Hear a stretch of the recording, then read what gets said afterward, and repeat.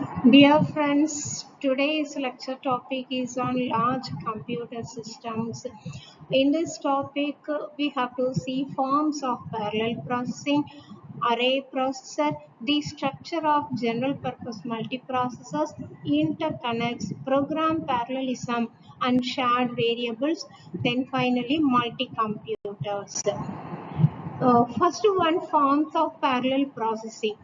So in this case, parallel processing involves performing multiple tasks simultaneously. This is for what purpose? To increase the computational speed. So ultimately it will increase the performance of the system. So for that we have to break down the problem. The large single task has to be divided into smaller number of tasks, and those tasks are independent of one another, so they can be executed simultaneously. So they have to be executed simultaneously means for one execution we need to have one processing elements. So if a task is divided into 5 number of subtasks, we need to have 5 number of processing elements to perform the task independently at the same time. So benefits include reduced execution time. So parallel operation means the time will be reduced, so that once the speed is increased or time for operation is reduced, it will automatically reflect in the performance of the system and throughput of the system. So it has the capable of it is capable of doing the complex task efficiently. So if a task is very large complex, then it can be done using the parallel processing system. So second one, forms of parallel processing. So in this case, instruction level parallelism, ILP. So what is ILP? In this case, within a single instruction stream, to execute multiple instruction concurrently. So single instruction, but the exploiting parallelism within a single instruction stream to execute multiple instruction concurrently. So it is achieved through techniques like pipelining and superscalar architectures. Example include instruction fetching, decoding, and execution being done in parallel. So in the first statement, single instruction. What is the single instruction? So the single instruction is divided into multiple stages. That is what here stated. So next one, task, the slide is moved. Task level parallelism. Dividing larger task into smaller independent subtasks can be executed concurrently, simultaneously. Suitable for applications like it. So it is done parallel. Execution in parallel means it is parallel programming, like shared memory and message passing. So in any way, multiple processor means they have to be interconnected. So for that, the interconnection network is necessary, and through that interconnecting network, using that message passing system, the connections will be made between any two processors. And shared memory. So the main memory, the whole big main memory will be shared towards the multiple processors. Uniform smaller amount of portion will be shared to each and every processing elements, and then it is achieved through multiple instruction, multiple data architectures. So multiple instruction means different instruction, multiple data means different data. So each instruction will carry their own data. That is why multiple instruction instruction, multiple data. And then parallel processing architectures, SISD, single instruction, single data. So this is only one instruction and it is performed on only one data. Traditional sequential architecture where one instruction is executed on one data stream at that time. And then example includes traditional CPUs. So one CPU, central processing unit, one computer, we are doing one task at a time and the one input will be given. Next one, single instruction, multiple data. So multiple processing elements execute the same instruction. Now what is the meaning? Single instruction. So one instruction is given to multiple data means it is operated upon multiple data. So for example, if you take addition, the addition operation is same, but the inputs will be different at different times. So different times if we use it will be waste of time. So that is why we are using multiple. So 10 number of inputs are there, 5 times we have to perform addition means 5 processing elements we have to use and two inputs separately we have to supply. And then the processor, all processors uniformly doing the add operation only. So that is what stated here, single instruction, multiple data. So instruction, that means only one task, but the inputs will be different. So input will be different means every time it has to do separately. It has to do separately means suppose 5 times different different calculation it has to do means one processor is not sufficient. So 5 processing elements we have to use.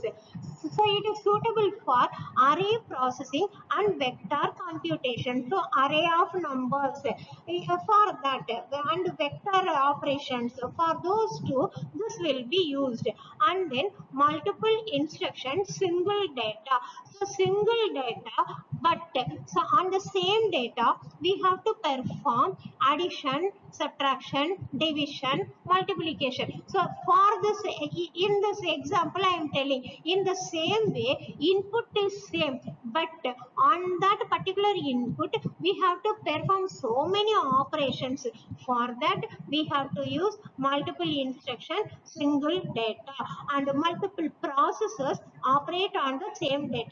So the same input will be given to all processors simultaneously at a time, but each and every processing elements they will have some separate commands. So based on their commands it will operate on the data, so that each and every processing elements will give their own output separately, suitable for general purpose applications and parallel programming models. Further, it is categorized into shared memory and distributed memory systems. So in this way, here we are seeing the processing elements, single processing elements or multiple processing elements. Otherwise, same instruction or multiple instruction, and then same data or multiple data. So these are the categories we are seeing now. But beyond that, one more different category, what is that? That memory. So anyway for all purposes we need memory. That memory will be, because multiple processors they will have their own memory system, but the global memory, that is main memory, will be shared to the multiple processing elements, or it is distributed to the processing elements. And we have to think over that processor, that is CPU processor is different, that is one and only thing, but processing elements means that is different and each will perform their own task. So processor is different from the processing elements. Processor 1, suppose if processor is 1, it will manage, it will handle, it will control many processing elements, so one to many. And for this operations we need to have the memory system which is either shared or distributed memory system. So in this case, first one, parallel programming model. So shared memory. What is shared memory? Multiple processors share access to a common memory space. So common memory means it is assumed to be a global memory. So all each and every processing elements will have the sharing space, I mean memory space in the global memory. But here the point is to be noted is they will have uniform amount of space. So it is not a random. So uniform portion, uniform amount of memory space they will share.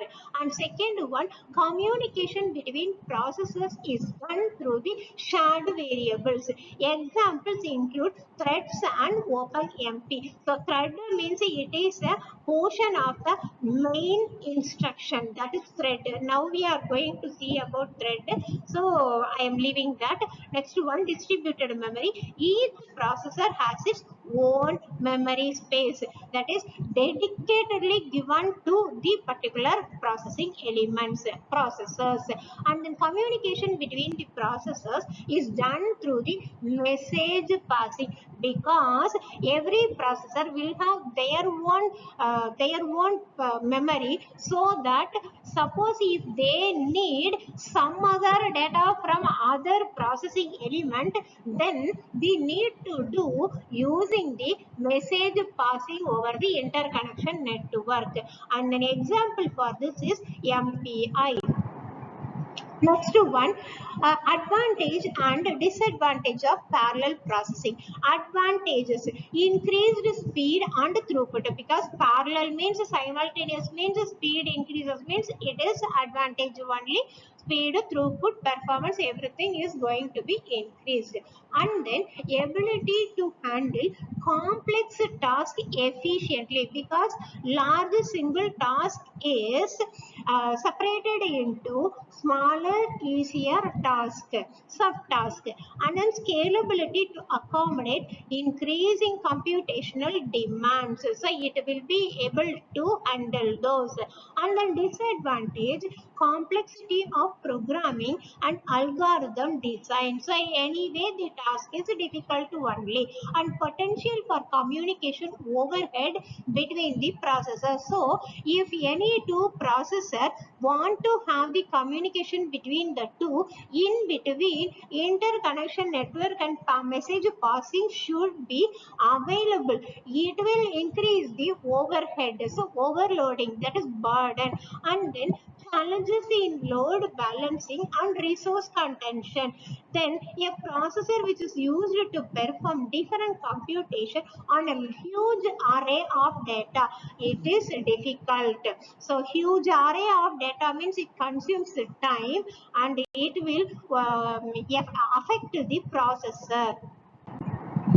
And the other terms used for this processor are vector processors. So either array, and the same way we can use it for the vector processing also. So it is otherwise called as multiple processor or multiprocessor. This processor performs only single instruction at a time on an array of data. So single instruction only, but data is in array. These processors work with huge data sets to execute a computation. So array of data, so huge data sets, automatically it is the meaning.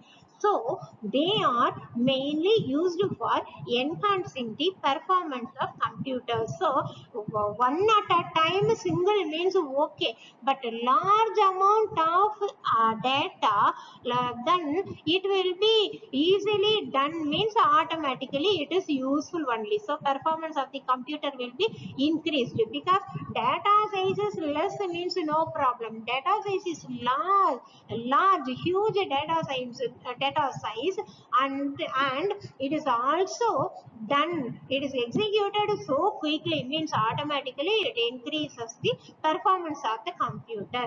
And then array processor architecture. So now we are talking about the execution of array of data. So we have to go to the array processor architecture.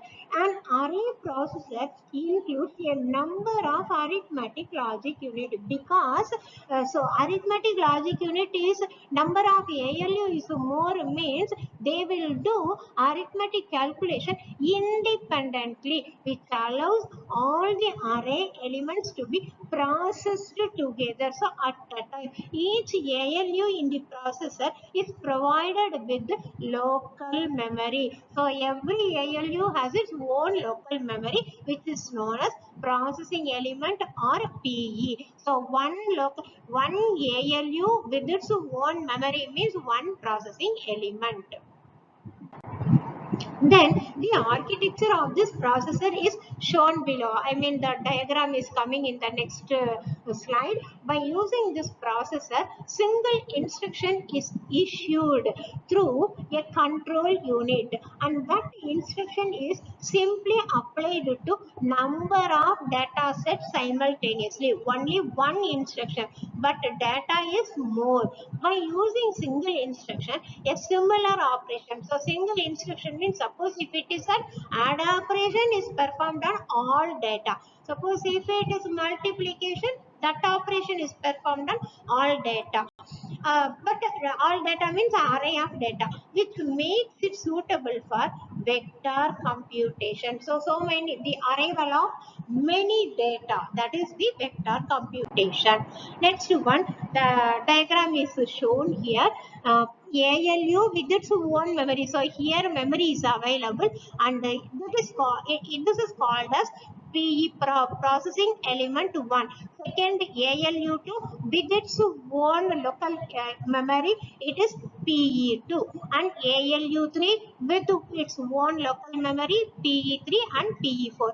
All are supplied with data, and then data means a different data. That is why the direction of the data is shown like this. And then, but here the control unit supplies the single instruction, only one uniform instruction, one task only. It is applied to many processing element with many data. This is the array processor architecture. The array processing architecture is also known as two-dimensional array or matrix. This architecture is implemented by 2D processor. In this processor, CPU issues single instruction. As we have seen in the diagram, only one instruction. After that, it is supplied to a number of data simultaneously. Suppose all processing elements, if the number of P's are 4, so 4 different data is supplied, and they are performed. The operation is performed. The single operation is performed all data, all different data. This architecture mainly depends on the fact that all data set work on a similar instruction. So data set, a different data set, but instruction is only one. However, if these data sets are reliant on each other, it is not achievable. So from the beginning, I am telling different data. So if they are dependent on one another, or they are related data, then the answer will become false. These processors contribute efficiently and enhance the processing speed as compared to the whole instruction. So now, working of the array processor. An array processor has an architecture mainly designed for processing array of numbers. So array processor is used to execute the operation on array of numbers, array of data. This processor architecture contains a number of processors that work simultaneously, each handling one array element so that single operation. So different array elements, different processing elements, but instruction is one and only. So apply to the array elements in parallel at a time. To get the same effect within the conventional processor, the operation should be applied to every array element sequentially and much more slowly. So this processor is self-contained unit connected to the main computer through the internal bus or IO port. So all these processing elements are controlled by the main computer through the internal bus or an IO port. This processor increases the overall speed of instruction processing. So main processor, it is having the control over all processing elements so that overall speed will be increased simultaneously at a time. These processors operate asynchronously from the host CPU. So controlling main processor is controlling. So CPU remaining processing elements, they may operate asynchronously. It is not depending on one another as well as the CPU speed to improve the overall system speed. This processor is a very powerful tool that handles trouble with high level parallelism. So it is able to overcome the trouble of high level parallelism. So types of array processor. There are two types. Number one, attached processor, attached array processor, and SIMD array processor. SIMD means single instruction multiple data. So first one, let us see attached array processor. This is auxiliary processor. Why auxiliary process means this is attached only. It is secondary only. So from mains, for the main system, it is attached to, externally attached, so not inbuilt. So attached like the attached array processor is shown below. The auxiliary processor like the attached array processor is shown below. So in the next slide we will see. This processor is simply connected to a computer for enhancing the performance of machine within the numerical computational task. This processor is connected to the general purpose computer through IO interface and a local memory interface. This local memory interface is nothing but the connection between main memory and the local memory. So local memory interface is nothing but the interconnection between the main memory and local memory. This processor achieves high performance through parallel processing by multiple functional units. Multiple functional unit means multiple processing elements. So here general so the diagram is drawn here. Attached array processor means general purpose computer, and through IO interface it is connected to the attached array processor. So in the first statement we have seen it is auxiliary processor, and then memory interface means it is an interconnection between main memory and then local memory. So all are having the interconnection between. So general purpose computer having bidirectional access to the main memory. In the same way, attached array processor, it is having the bidirectional access to the local memory.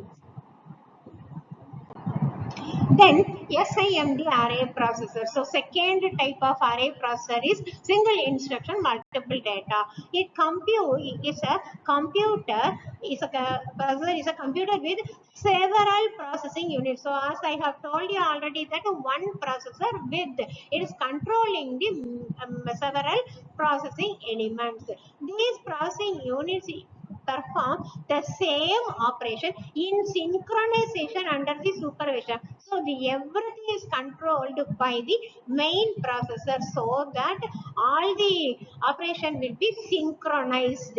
But the data will be synchronous, they will operate independently. But anyway, they are all coordinated by the main processor. SIMD processor includes a set of identical processing elements where each processing element has a local memory. So everything they will have the dedicated memory space. So the SIMD array processor is drawn like this: a main master processor, master control unit, along with this main memory. But it is controlling the processing element which is having separate memory, processing element 2 which is having its own memory. So up to n number of processing elements with their own memory space. They are all controlled by the main processor unit. So next one, this processor includes a master control unit and main memory. So in the previous diagram we have seen first one, master control and the main memory we have seen. The master control unit in the processor controls the operation of processing elements. So we have connected with the all processing elements in the previous diagram, so that it is the meaning that it is able to control the operation of all processing elements. The master control unit in the processor controls the operation of the processing elements and also decodes the instruction, determines how the instruction is executed.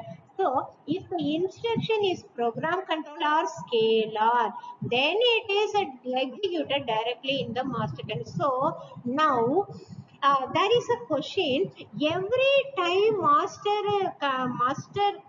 processor along with the processing elements should be multiple processing elements should be used.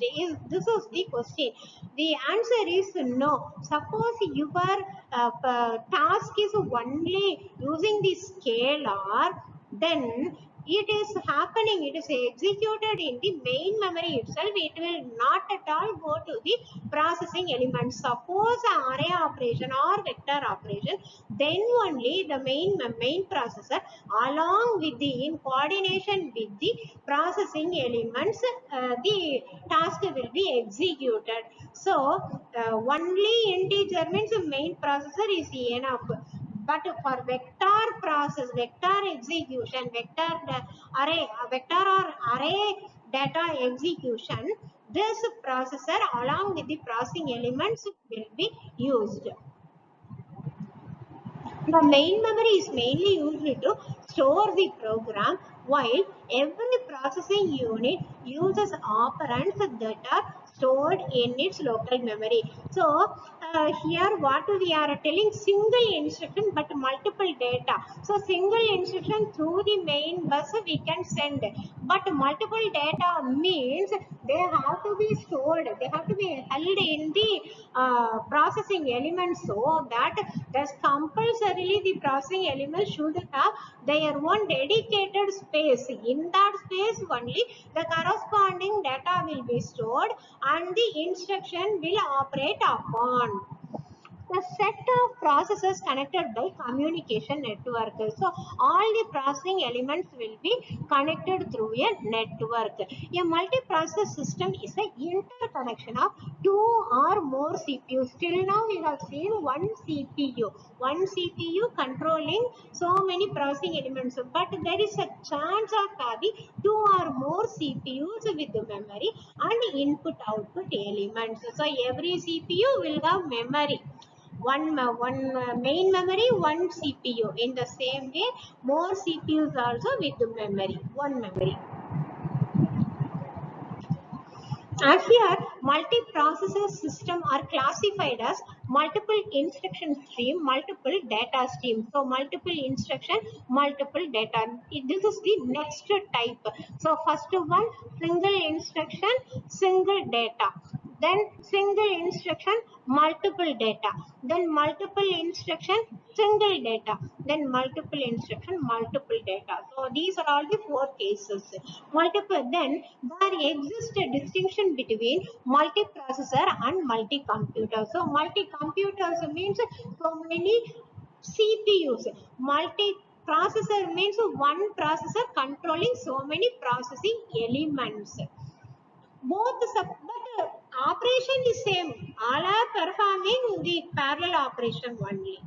In multi-computer, several autonomous computers are connected through a network. So as I have told you already, multiple computers mean multi-computers means there are so many computers, but they have to be connected internally. So they have to be connected means through which feature it is the interconnecting network will be used to connect all the all the computers. So without interconnection it will be waste only. So in a group of in a region it will be used means there should be interconnection between the two.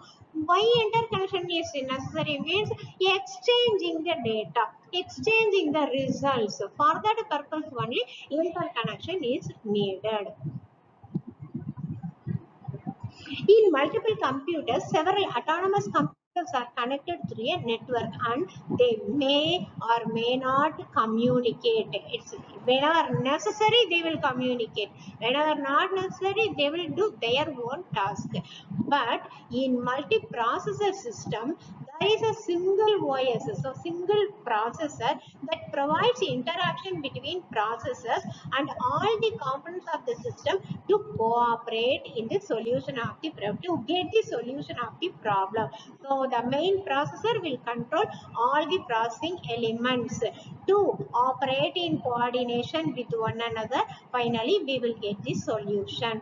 VLSI, sir. So this is the base for the VLSI technology, which is using one processor with multiple processing elements.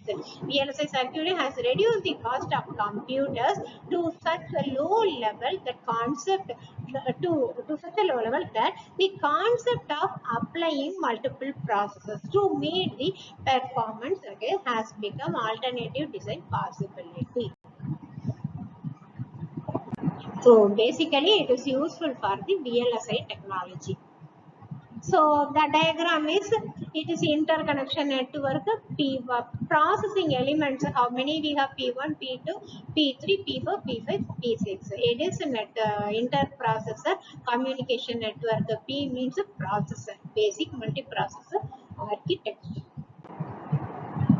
So characteristics of multiprocessor, benefit of the multiprocessing. Multiprocessing increases the reliability of the system so that failure or error in one part will not affect the other processor operation. So multiprocessor means multiple processing elements. They are independent to one another, but they are all controlled by the main process. That is different.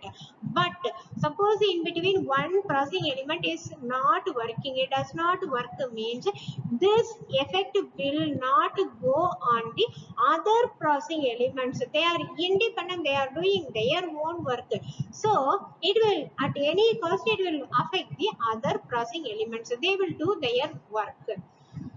If a fault causes one processor to fail, a second processor can be assigned. So even here, one more type of time saving, because suppose one processing element fails and it will not do its assigned task, means at that time that task will be assigned to some other good working processing element so that the current work will not get affected because of the failure of the processor. It will be processing element, it will be assigned to some other processing element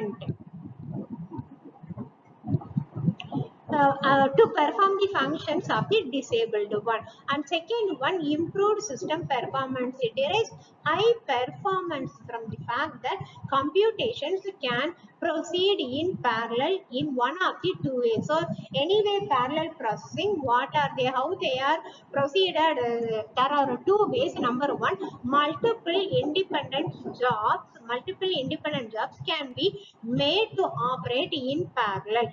So several different jobs can be executed because a different independent processing elements are used.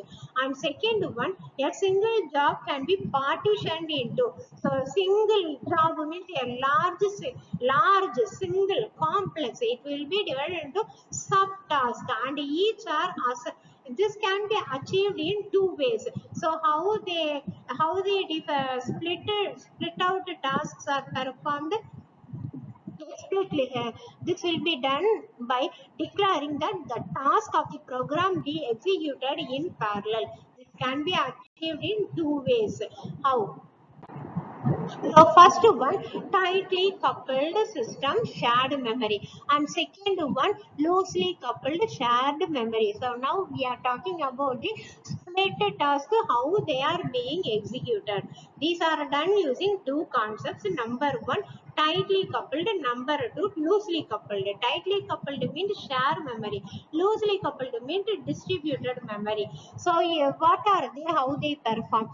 See here, the task and or processors communicate in a highly synchronized fashion. So whatever may be the task, whether it is small or big, they are independent only. They are applied to the independent processes only. So processor and task can communicate with one another, but in synchronized manner. And second one, communicates through a common global shared memory. So in this case, tightly coupled means a shared memory only, uniform shared memory. Shared memory synthesis does not prelude each processor. It is not the condition that each processor having its own local memory. So own local memory should have. It is not the condition. Next one, loosely coupled system distributed memory. So task and processor do not communicate in synchronized fashion. So loosely means the connection will not be predicted. The contact will not be predicted. That is why they will not communicate in a synchronized fashion. But in the tightly coupled system, they communicate in a synchronized fashion and communicate by message passing packets consisting of address, data, content, and detection, error detection code. So these are all the main operations performed in the loosely coupled system. What are they? Communication is done by message passing packets, which are consisting of address, data content, and error detection code. Then overhead for the data exchange is high. So overhead, why it is coming? Error detection means for this extra bits will be added. That is why extra bits along with the data, it is automatically indicating that the overhead of the bits will be high. Next one, distributed memory system or loosely coupled system. They are more efficient whenever the interaction between the task is minimal. So interaction is not at all necessary. Then distributed loosely coupled is sufficient and it will do the task perfectly, whereas tightly coupled system can tolerate high degree of interaction between tasks. So the high interaction, so yeah, it is for a big task. The big task means in between it may require some other data from the processing elements. That is why this is efficient for efficient when we use efficient for executing the large instruction when we use tightly coupled system. So for small task, loosely coupled system is enough and efficient. For large task, we have to use tightly coupled system for increasing the performance. So first one, shared global memory. So main memory is shared. And what is happening here? A global memory space is accessible to all the processors but uniform. That is the main point to be noted. Processors may also have some local memory. So not only shared memory, processors may also have its own their own local memory. So it is not the condition that they should not have their local memory. They can have shared memory, but they also have their own local memory. Distributed. Distributed means dedicatedly it is for them only. One processing element, one processor, and their memory, its memory system means it is distributed and given to its purpose only. It will not be shared to others, shared by others. All memory units are associated with the processor. So processor means memory, compulsory memory is required. That is why there is a strong relationship between the two. To retrieve information from another processor's memory, a message must be sent there. So it has to put a request message that it needs the particular data from other processor.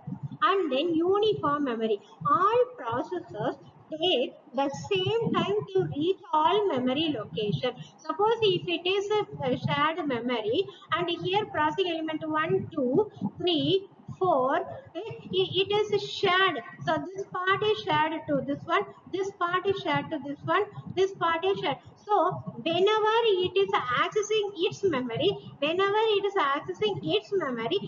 time taken will be same, because the memory locations are situated in the same distance. So this is called as uniform memory access. Uniform memory access. The memory is accessed by, shared by the multiple processors. Memory access is uniform. This is explained in this diagram. So this is interconnection. So multiple processor means definitely we need to have interconnection network. So processors number 1 to up to n, and then they are sharing the memory space from the global memory. So their part is mentioned as memory 1. That area is for processing element processor 1, and memory 2, this is solely given to the processor 2.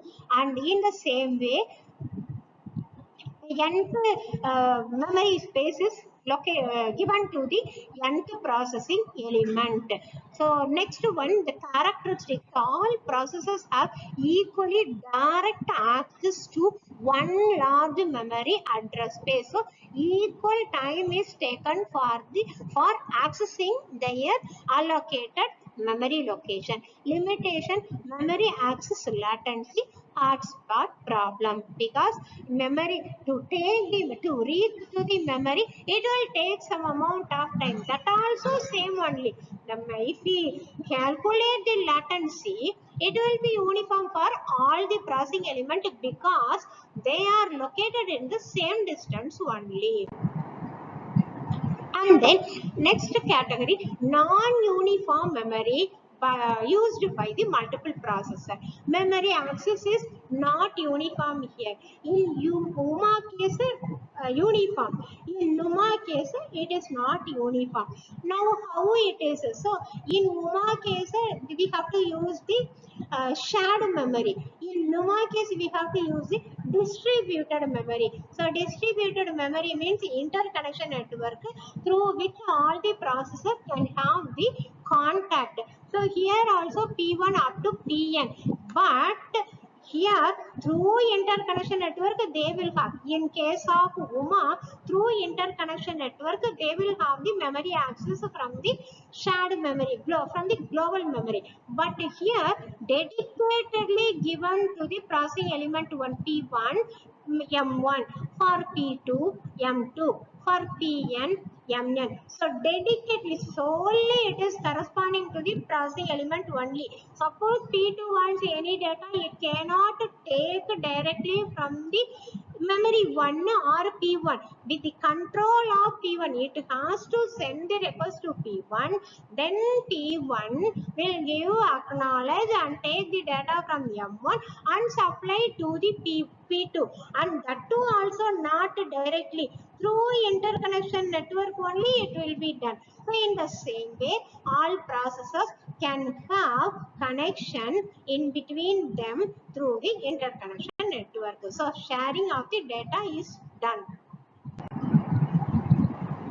So in the previous cases, what we have seen is given in comparison with one another.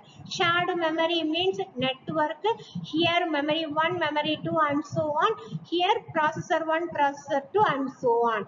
And distributed memory network, processing element, and then they will have separate memory. So shared, distributed. That's all. Next one, interconnect networks. So multiple processors means without interconnection network they will not have contact between the two. That is why we have to see about the interconnection network and how they perform, what are the types, how where we will use them. The interconnection between components of a multiple processor system can have different physical configuration depending on the number of transfer paths. So we cannot expect all time the direct path. And one more thing, number 1 to number 2 straight line, but number 1 processor to number 3 processor or number 4 processor, all along the same line the processors are kept, then straight line communication. But the processors are arranged in a circular manner or a hexagon shape, then the direct path will not be possible. That is why the path different physical, depending on the physical configuration, the path will be different path we will be using depending on the number of transfer paths that are available between the processors and memory in a shared memory system and among the processing elements in a loosely coupled system. So shared means a loosely coupled system. Some of the schemes are time shared common buses. So anyway interconnection means buses will be there through which data will be transported. So time shared common bus. So whenever the processing element, the processor needs the bus, it has to search the idle bus and it will take over the service of the bus to transfer the data. And multiple port memory.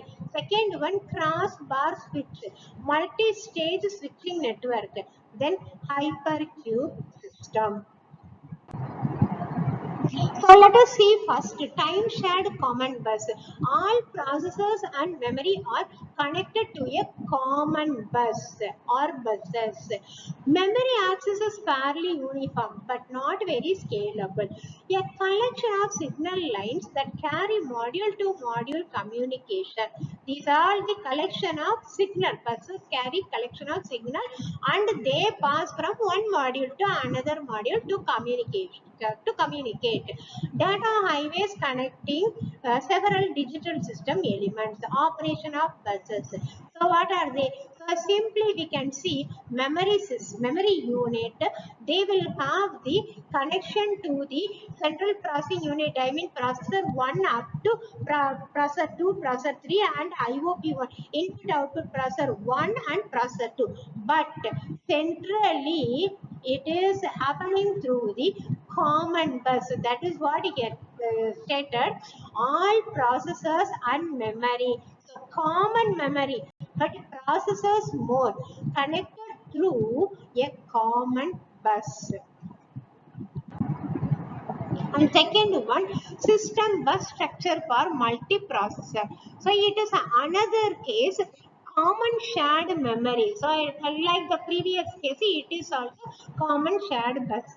But the system bus controller, it is controlling the remaining one. So the system bus control is controlling the system bus. And here there is a connection for system bus controller and it is going via, because it is separate group and it is separate group, and through when we are seeing this diagram, we can understand that the number of elements and the type of elements will be different, but all are controlled by the system bus controller through the system bus.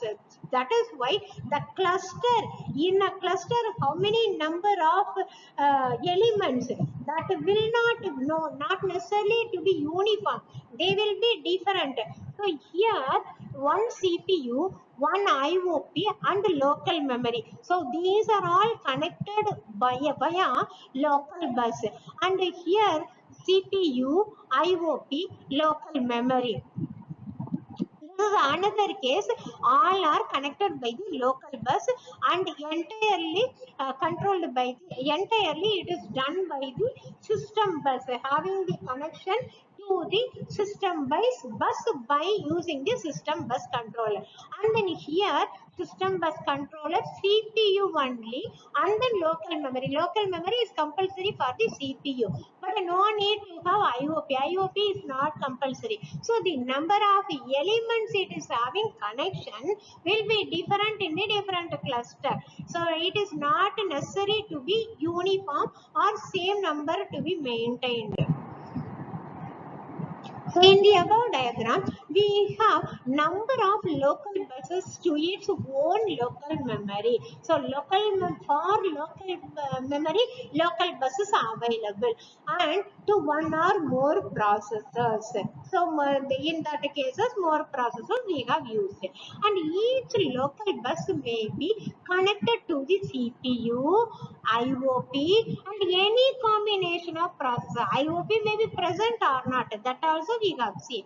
And a system bus controller links each local bus to a common bus system. So to a common bus system, what are the devices connected? IOP, CPU, system bus controller, and apart from that, local memory, local bus also. So IO devices connected to IOP, local IOP, as well as the local memory are available to the local processor. It is local processor. The memory connected to common system bus is shared by the processor. So in all cases, we are having the shared memory. Yeah, if an IOP is connected directly to the system bus, IO devices attached to it may be made available to all processors. So, if IO device is connected to the main bus, then it will be accessible to all processors. Disadvantage, only one processor can communicate with the memory. So not all processor at the same time. As a consequence, total overall transfer rate within the system will be limited, because at a time one processor means transfer of data from that processor to that processor only. Other processor, they have to wait for their turn. Then multi-port memory. So multi-port memory, in this case, each port serves a CPU memory module control logic. Each memory module has control logic. Resolve memory module conflicts, fixed priority among CPUs. So each CPU has their, each and every CPU, they have their own fixed priority. So memory module conflict, if arises, it will be solved. So that is why multiple memory module. So in the previous case, only one memory. So memory conflict, whenever it arises, this multiple memory module will resolve that problem. It will overcome that problem. Advantage, high transfer rate, because in the previous case only one transfer, here multiple transfer. And disadvantage, required expensive, because complex memory system. In the previous case, only one transfer, so overall system speed will be reduced, but here memory becomes complex, but speed will be increased. So multiple processing system is how. So and one more thing, this complexity arises due to the variable paths. In the previous case, only one bus. That is why only one transfer. But here there are multiple paths. That is why simultaneous transactions will be possible. Here one CPU one means path to memory 1, memory 2, memory 3, memory 4. In the same way, after CPU 4, each and every CPU has their own path to memory 1, memory 2, memory 3, memory 4. It is main memory module. That is why main memory MM1, MM2, like that. Next one, crossbar switch. Each switch point has control logic to set up the transfer path between a processor and a memory. So all crossbar switch means at each and every intersection they will have the contact. It also resolves the multiple requests for access to the same memory. That conflict will not come here. And though this organization supports simultaneous transfers from all memory modules, separate path associated with each module though this RL supports simultaneous from all memory because it's separate. There is a separate path associated with each module, and then the hardware required to implement the switch can become quite large, and so normally fixed cost will be expensive. That is why switch can become quite large and complex. Hardware becomes complex.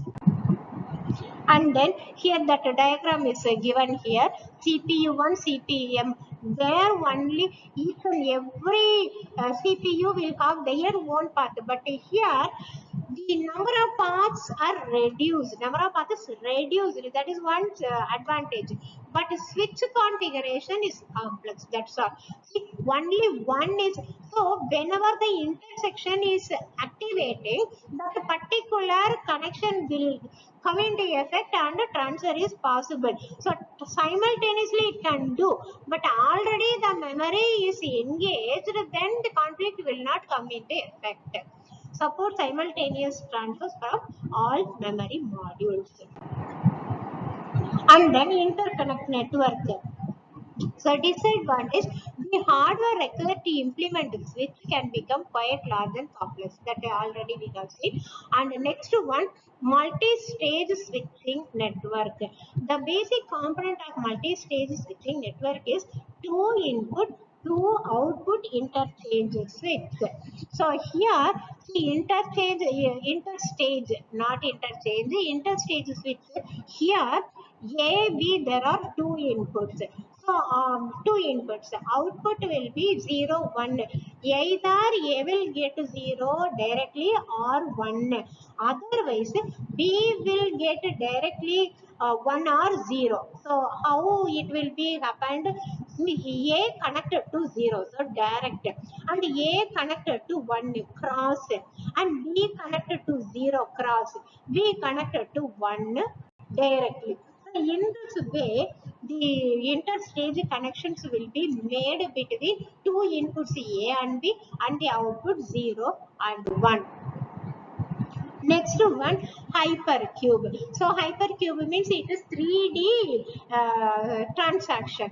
First one, hypercube or binary n-cube multiprocessor structure is loosely coupled. So first it is not tightly coupled, loosely coupled system composing of n is equal to 2n processor interconnected in an n-dimensional binary array. So number of processor is equal to 2n, and each processor forms a node in the queue. So wherever the intersection occurs at that point, it indicates that node means a processor will be located there. In effect, it contains not only CPU but also local memory and I/O interface. But a node is a node. We will talk about the CPU only, but not only CPU, along with the local memory and I/O interface. Each processor address differs from that of each of its n neighbors by exactly one bit position. So if you take the first processor address and second processor area, processor address, the addresses will differ by one bit change only. That will be explained in the next slide. Figure below shows the hypercube structure n equal to 1, 2, 3. So if 3 means 2 power 3, 8 address we can form. If 1 means 1, 2 means 2 bits, 2 power 2, 4 addresses we can form. Routing messages through a n-cube structure may take from 1 to n link from source node to destination node. So if you take one node as a source, it will have connection to all nodes. So that is the point here. If you take 0th node, 0 to 1, 0 to 2, 3, 4, 5, 6, 7, because totally 8. 3 means 2 per 3, 8 nodes. So 8 nodes, among them they will have the interconnection. So we cannot say no 2 to 3 only connection will be there. 2 to 1 is not there, we cannot say. 2 to 1 is also there. A routing procedure can be developed by computing an exclusive XOR of the source node to the destination node address. That diagram is stated here. 1 cube, so 1 0 and 1. 2 cube means 2 bits. So we can develop 4 addresses 0 0 0 1 1 0 1 1. So those 4 addresses here. In the same way, see the difference between the two addresses 0 1 1 1. So only first bit differs. 1 1 1 0. If you take second two consecutive addresses, only one bit will differ. In the same way, in 3D hypercube also, 3 bits means 2 power 3, 8. 8 addresses we will form. So if you say, so the nodes are mentioned as N1, N2, N3, N4, like that. N3 and then N4, N5, N6, N7. So if you take any two nodes, the address will differ by one bit only. So 1 0, remaining 1 1 1 1. In the same way, if you take N7 and N6, so if you see these two, 1 1 triple one and 101, if you take the center bit is differing. So one bit change in the address we can see in the forming of hypercube structure. So in this case there are 3 types, only 2 and 4 and 8. So this is the 3D hypercube. So with this we can conclude. Remaining thing we will see in the next class.